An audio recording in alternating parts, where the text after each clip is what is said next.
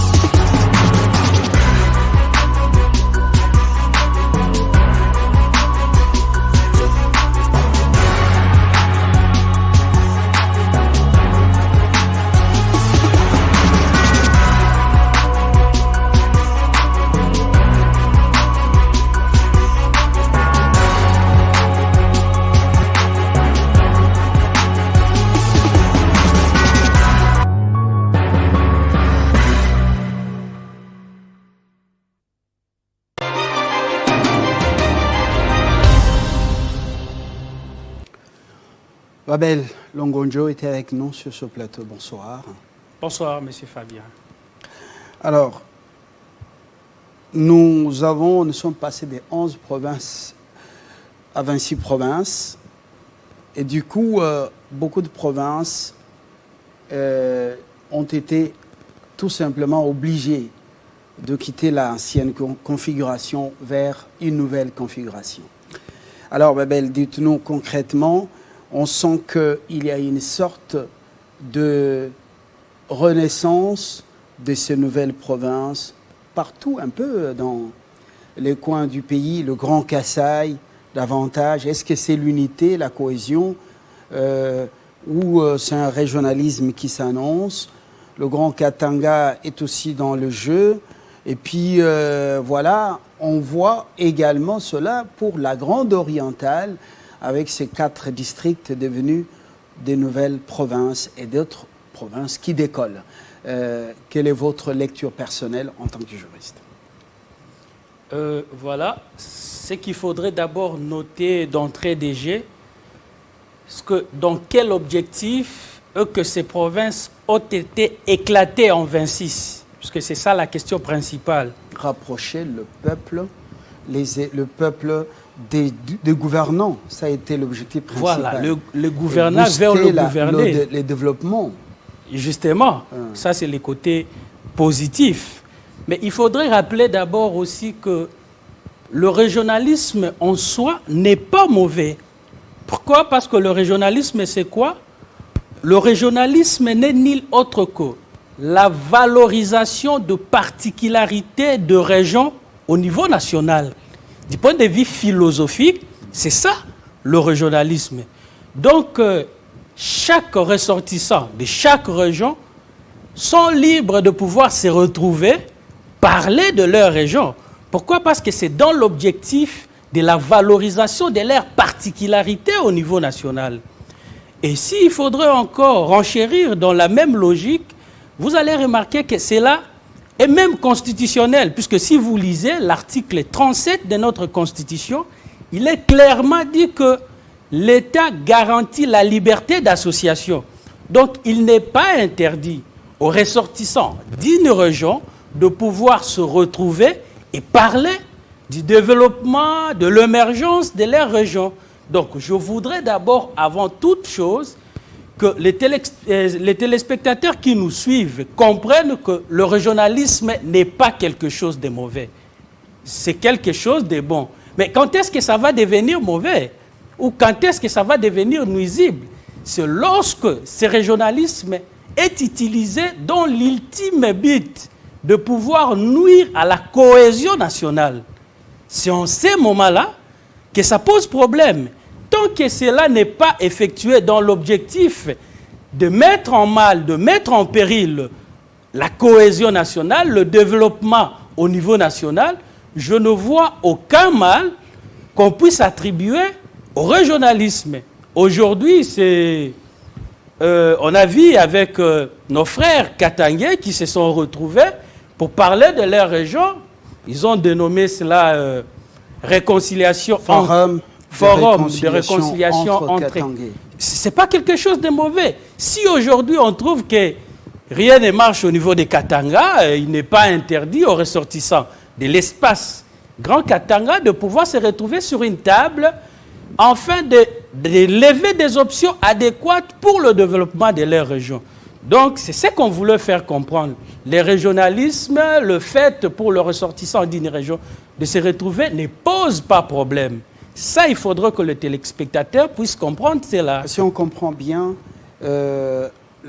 l'espace Grand Oriental, l'espace Grand Kasaï, qui avait pratiquement deux grandes provinces, la province du Kasaï oriental et la province du Kasaï central.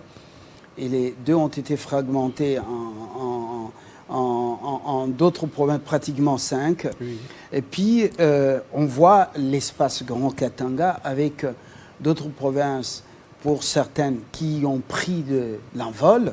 On voit également les grands équateurs.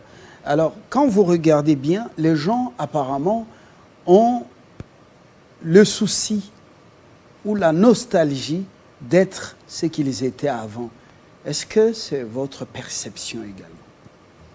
Bon, nous estimons à notre niveau que chaque région, après cet éclatement, a cette obligation intellectuelle d'abord d'effectuer une évaluation. On évalue qu'est-ce que le démembrement territorial nous a amené. C'est ça la question fondamentale. C'est à partir de ces observations que les ressortissants d'une région peuvent dire, eh bien, écoutez, le démembrement ne nous a pas été bénéfique. Plusieurs raisons peuvent expliquer cela. Ça peut être le manque de leadership au niveau de chacune des régions démembrées en province. Ça peut être le manque d'initiatives privées dans ces régions-là ou dans ces nouvelles provinces créées après le démembrement. Donc, vous voyez toute cette panoplie des questions peuvent susciter. L'absence de la caisse des péréquations aussi qu'il ne faut pas oublier. Oui, oui. La rétrocession. En fait, ça, c'est un problème qui ne date pas d'aujourd'hui. Nous savons la difficulté qui existe dans notre pays sur l'application et l'applicabilité de nos lois. Depuis que cette caisse a été instituée, c'est d'ailleurs constitutionnel, cette institution de la caisse, mais cette caisse a été instituée dans le but de pouvoir couvrir les déséquilibres qui existeraient entre les provinces du point de vue richesse. Vous voyez? Donc, moi, je pense tout simplement qu'il est temps pour toutes les régions, comme le Grand Katanga a lancé cela, bien que cela soit dénommé comme ils veulent, ça c'est leur droit, ils peuvent dénommer cela comme ils veulent, mais je pense que depuis 2015 où le démembrement a été effectif, aujourd'hui il faudrait faire une évaluation objective sur ce que cela a apporté du point de vue développement de nos nouvelles provinces ou des provinces nouvellement créées. Puisque sans cela, on ne saura pas savoir nous étions où et nous sommes en train d'aller vers où. Dans le Grand Katanga, il faudra faire un distinguo entre la réconciliation et le développement. Là, il est question de la réconciliation entre les Congolais de cette partie, de cet espace géographique. C'est une parenthèse très importante. Mais je voulais souligner aussi une chose. Oui. Mais l'initiative cette réconciliation est assurée par qui? Ce sont les leaders qui dirigent cette province, que ce soit au niveau national ou au niveau provincial. Mais ça vient d'un pasteur, d'un archevêque. Il n'est pas interdit, l'initiative n'est pas interdite à qui que ce soit. Donc ça peut provenir d'un prêtre, ça peut provenir d'un pasteur, ça peut provenir d'un laïc, ça peut provenir d'un athée, mais pourvu que cela soit dans l'objectif de pouvoir contribuer au développement de la région, c'est ça, ou de la province. C'est ça la question majeure. Donc, nous ne voyons pas l'angle de l'initiative, mais nous sommes en train de voir l'objectif poursuivi par cette initiative. Voilà. Justement, vous parlez d'une évaluation objective. Après l'entrée en vigueur des nouvelles provinces ou de ce démembrement, l'évaluation doit se faire à quel niveau? Voilà.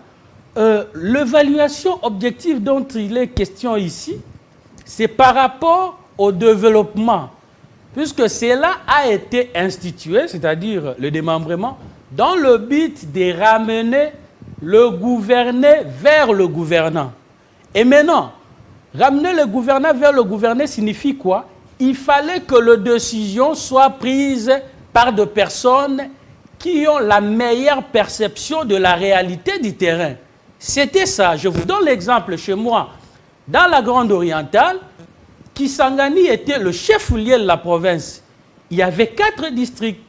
Eh bien, lorsqu'il fallait prendre des décisions pour les autres districts, le gouverneur s'est retrouvé dans la ville de Kisangani. Mais lorsqu'il fallait prendre des décisions pour le district de l'Ituri, par exemple, mais bien, le gouverneur, il est à Kisangani. Il n'est pas au contact direct de la réalité qui se passe sur terrain à Bunia, qui est le chef-lieu de l'ancien district de l'Ituri, actuelle province de l'Ituri. Vous voyez? Il y avait ces problèmes-là, ces décalages-là de réalité.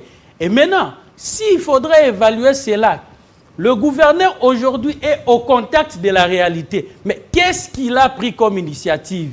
Quelles sont les décisions du gouvernement qui ont impacté la vie de population au niveau bien, de ces nouvelles provinces créées? Vous voyez?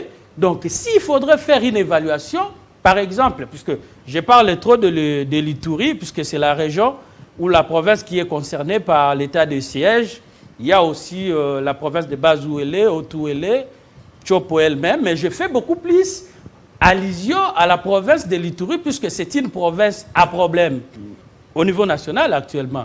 Donc, aujourd'hui, s'il faudrait faire cette évaluation, c'est au niveau de l'infrastructure d'abord.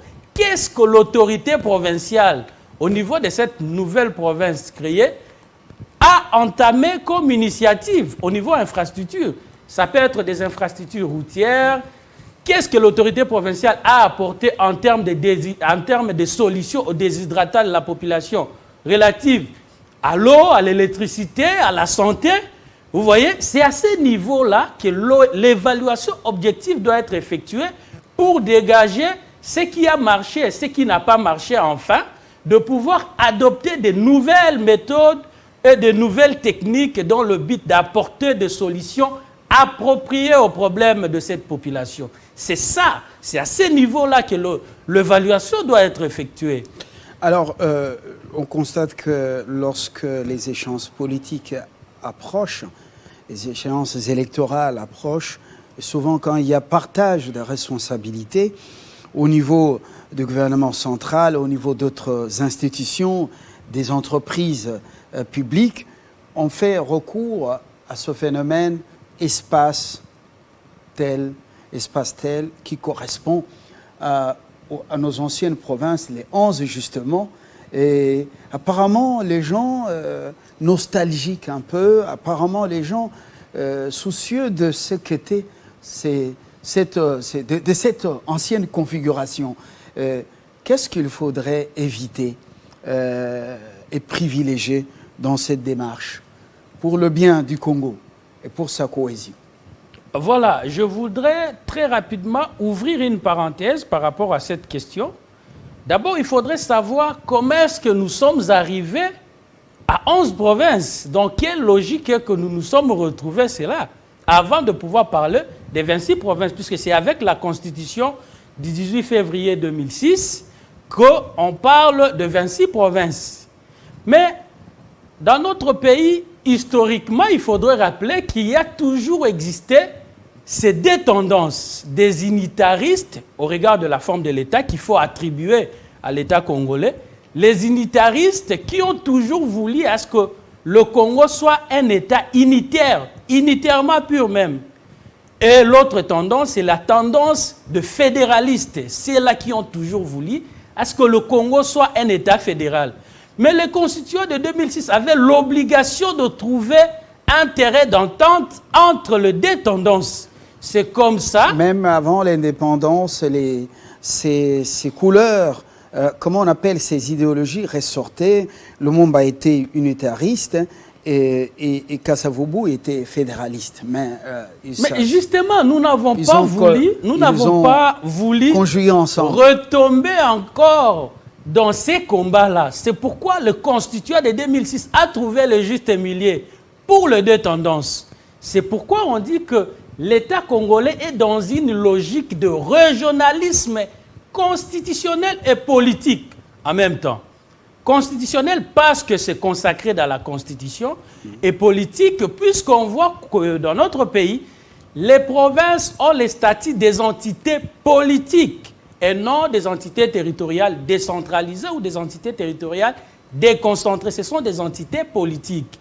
En trouvant ces justes milieux, il était donc important aujourd'hui à ce que nous, qui sommes de la nouvelle génération, nous puissions préserver cet acquis. Maintenant, par rapport à la nostalgie de nos anciennes provinces, j'ai dit ici que nous sommes avant tout, ce n'est pas en 5 ans, 10 ans, que cette tendance va très rapidement nous quitter. Non, non. C'est une leçon qu'on doit assimiler au bout de plusieurs décennies. Mais cela doit être fait dans le but de pouvoir contribuer au développement, puisque c'est ça la question principale. Il faudrait qu'il y ait développement. Et pour qu'il y ait développement, il faudrait que les décisions gouvernementales soient prises par des autorités qui sont en contact de la réalité. C'est ça. Donc, pour nous, il est important que nous puissions, si la nécessité l'exige, nous retrouver, parler de l'évaluation, si ça a été une réussite ou un échec, comme je l'ai dit. Donc, c'est ça la question fondamentale pour le développement de nos régions ou de nos provinces. Il est vraiment très important que nous, jeunes, nous puissions assimiler cette notion, ne pas avoir l'idée empirique des régionalismes négatifs. Non, nous sommes du Kasaï. Eh bien, lors des élections, nous allons voter pour un de nôtres. Nous sommes de la Grande Orientale, nous allons voter. Non, non, nous avons besoin de candidats qui vont porter haut et apporter des solutions adéquates aux problèmes, aux déshydratats du peuple congolais au niveau d'abord national, puisque si au niveau national, la coordination est très bien faite, eh bien, à la base, il suffit tout simplement qu'on tombe dans une logique de pince. Le président de la République qui doit pincer le Premier ministre qui doit pincer ses ministres, le ministre... Si on descend jusqu'à la base comme ça, Monsieur Fabien, je vous rassure que ce pays va connaître son développement. Et voilà pourquoi nous profitons aussi de l'occasion pour saluer l'initiative et le déboursement du fonds par le gouvernement du projet des 145 territoires. Mais nous ne voulons pas à ce que le gouvernement laisse le champ libre à ces autorités qui seront appelées à gérer ces fonds Mais il faudrait qu'il y ait un accompagnement et un suivi pour des réalisations à d'impact visible au niveau de nos provinces. Vous saluez, est-ce que vous faites également les suivis de la manière dont les marchés sont attribués? Qui les a gagnés? Offres, appel d'offres, comment la procédure s'est passée? Est-ce qu'elle a été respectée? C'est réellement ceux qui ont obtenu le marché, qui ont gagné ces marchés, sont des gens crédibles, avec une assise financière, avec une expertise dans le domaine qui sont concernés. Ça, c'est aussi une autre manche de problèmes, au-delà de salutations. Voilà, nous, la Constitution nous a donné... C'est à ce niveau que la jeune génération doit rester comme du vif argent, éveillée, et ne pas laisser les choses se faire comme... Vous avez vu combien de moyens on a perdu dans 100 jours, programme 100 jours, Tchilé-Gelou également, et certains éléphants blancs. Aujourd'hui, il faudrait que nous puissions souligner cela. Le contrôle citoyen que nous, citoyens congolais, nous sommes en train de mener à ces stades a évolué. Et s'il faudrait interroger l'histoire de notre pays, avec cette largesse qu'on nous donne au niveau de contrôle des actions du gouvernement et d'émettre des opinions passées à des télévisions, à des radios, pour dénoncer lorsque ça ne marche pas, c'est une innovation que nous sommes en train de saluer. Mais nous, dans le contrôle citoyen, qu'est-ce que nous faisons? On ne peut pas contrôler directement en amont. Il faudrait d'abord être très bien informé, puisqu'il y a aussi des personnes malveillantes qui aujourd'hui font circuler des fausses informations qui ne sont pas vraies, qui ne sont pas vérifiables, et la population est directement désorientée. Nous sommes dans une logique de contrôle a posteriori, c'est-à-dire on laisse d'abord l'autorité compétente à diriger le projet gérer, mais bien nous sommes là, nous suivons de près ce qu'il réalise. Et au regard du principe de la redevabilité, eh bien, nous allons évaluer ce qu'il a fait par rapport aux fonds mis à sa disposition, et à la fin, nous allons formuler des observations. Et lorsqu'il y a quelque chose qui ne va pas... Au regard, parce que vous attendez que les actes soient posés pour pouvoir commencer à évaluer et juger, mais au regard des erreurs commises dans le programme des 100 jours du président de la République, au regard des ratés de Tchilé-Gelou, est-ce qu'il n'y a pas moyen de pouvoir anticiper et commencer le contrôle dès le début? Voilà, j'ai dit que ce n'était pas mal de commencer le contrôle au début. Mais le problème se pose à quel niveau? Au niveau des spéculations. Lorsque vous n'êtes pas bien informé, vous ne pouvez pas faire véhiculer des fausses informations. Vous voyez notre vigilance là où ça réside. Mais lorsque vous avez déjà eu à exercer, à exécuter le programme et le fonds qui a été mis à votre disposition, eh bien là, nous sommes dans le droit et même dans le pouvoir d'évaluer, puisque vous n'aurez pas d'excuses. Mais imaginez qu'au début déjà, eh bien on met des fonds et tout, vous avez l'idée de détourner et que vous voulez commencer en cri, eh bien rien ne sera fait. Je profite de cette occasion pour interpeller plutôt notre justice. Parce que le vrai problème se pose à ce niveau-là, c'est la justice. Que celui qui ne sait pas respecter le peuple congolais par rapport à la charge qui lui est confiée, réponde de ses actes devant les juges. Et nous n'avons pas besoin d'une justice à double vitesse. Nous avons besoin d'une justice qui jouit de l'impartialité. C'est ça. Une justice indépendante qui n'est pas à la merci des autorités politiques. C'est un vœu, un et nous souhait. allons accompagner cette justice. Nous allons dénoncer chaque fois. De quelle manière vous allez accompagner? Par la voie des zones, bien sûr. Lorsque la justice ne fait pas très bien son travail, nous allons passer, nous allons décrier. Nous allons continuer à décrier à chaque fois que ça ne va pas marcher. Ça ne va pas marcher, parce que c'est de cette façon qu'on va contribuer au développement de notre pays. On revient à ce programme de développement à la base, à travers les 145 territoires, justement.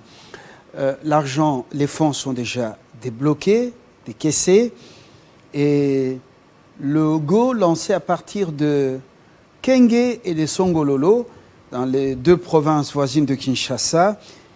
Et dans les provinces, vous sentez une certaine dynamique de l'unité, de la cohésion. Les gens se réclament de telle et telle espèce. Mais j'ai comme impression que des voix commencent à s'élever chacun. Chaque groupe s'élève de tel ou tel territoire. Chez moi, il y a eu disparité. On n'a pas été bien servi. On a vu, la répartition n'a pas été équitable. De l'autre côté, ils sont favorisés. Est-ce que ça ne va pas encore amener ou réveiller les démons territoriaux, jusqu'à faire oublier cette tendance actuelle de nous, ressortissants du grand Bandundu, du grand Kasaï, du grand Katanga et du grand Équateur et de la grande orientale. Voilà, ce qu'il faudrait retenir à ce stade, c'est que nos provinces, ou encore au mieux nos territoires, n'ont pas une égalité parfaite de richesse, n'ont pas un niveau égal du développement, n'ont pas un niveau égal en termes d'investissement. Vous voyez, il existerait cette disparité, c'est justement en fonction des situations de chacune de province ou de chacun de territoire. Voyez-vous? Donc, le gouvernement a étudié d'abord et avant tout, avant de pouvoir mettre ces fonds à la disposition des autorités territoriales compétentes, à faire une évaluation au regard des besoins de chacune de ces provinces ou de chacun de régions.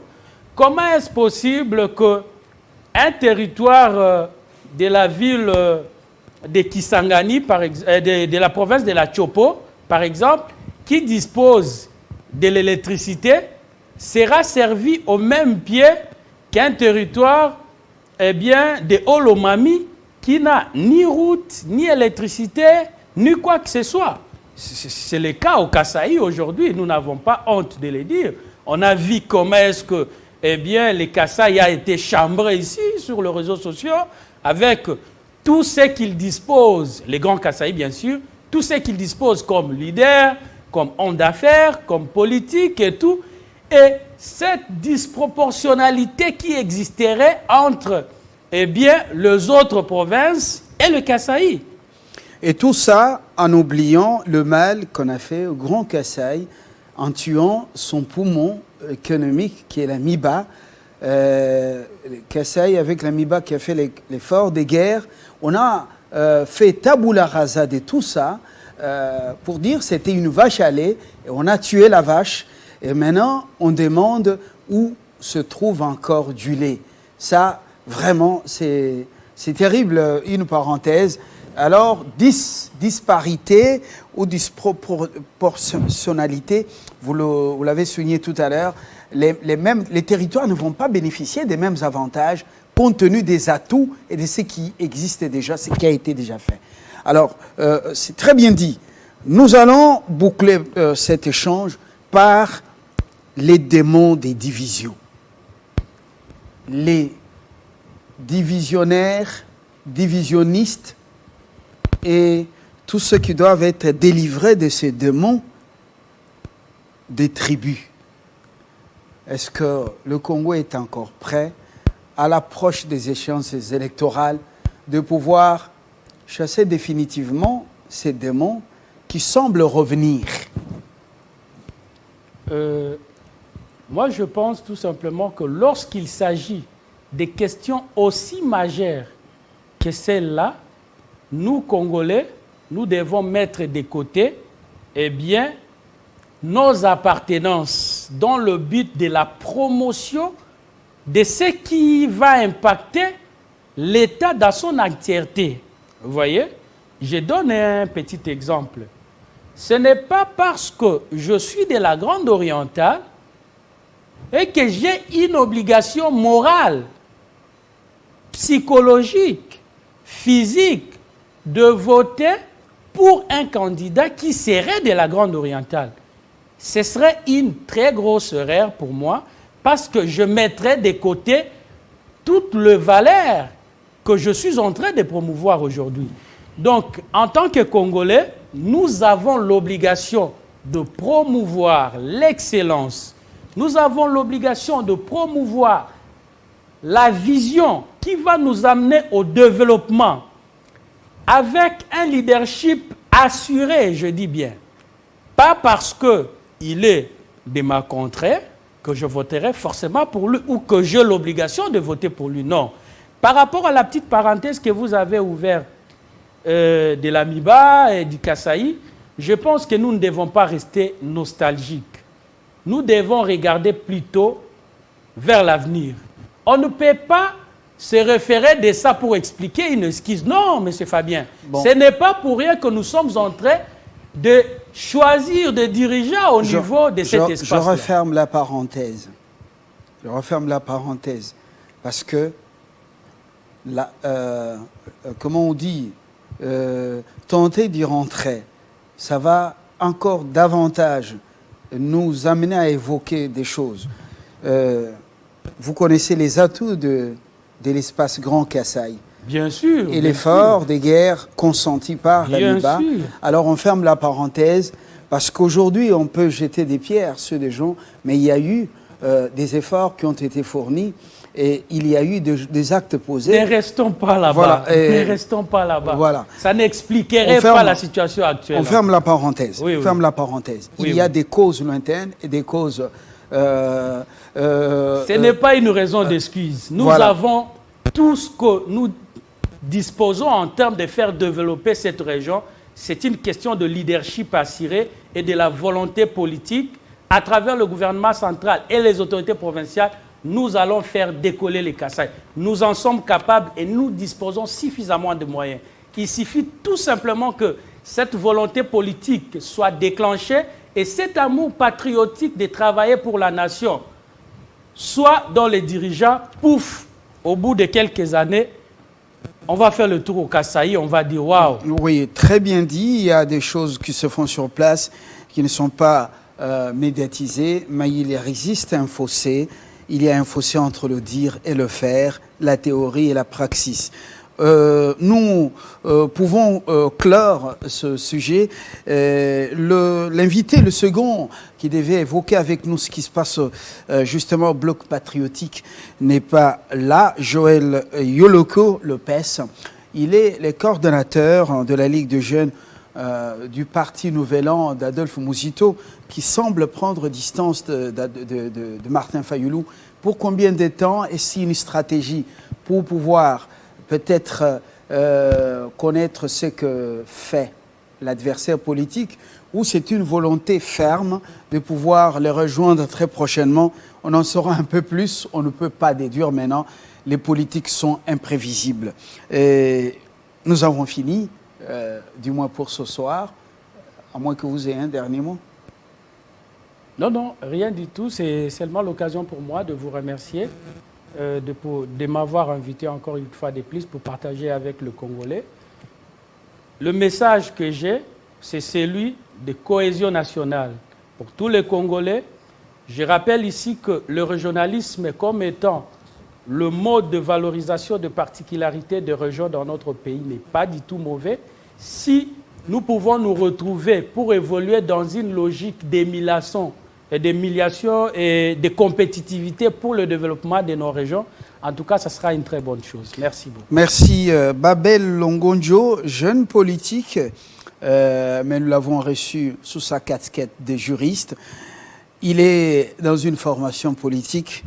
On saura encore davantage dans les jours qui viennent ces nouvelles couleurs politiques. C'est encore là un secret. On ne nous sommes pas permis de le dire. Entre-temps, Joël nous fait voir qu'il ne sera pas des nôtres. Le message vient de tomber. Le parti Nouvel An a donc demandé à ses communicateurs de pouvoir sécher pour un temps les plateaux de télévision et les stations de les studios de stations de radio parce que La réplique de leur collègue Fayoulou était donc très dure.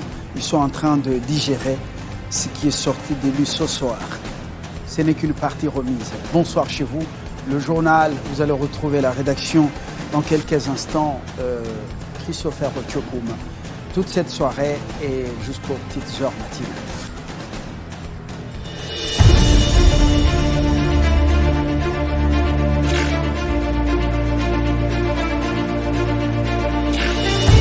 Sans au risque d'aggraver les conflits dans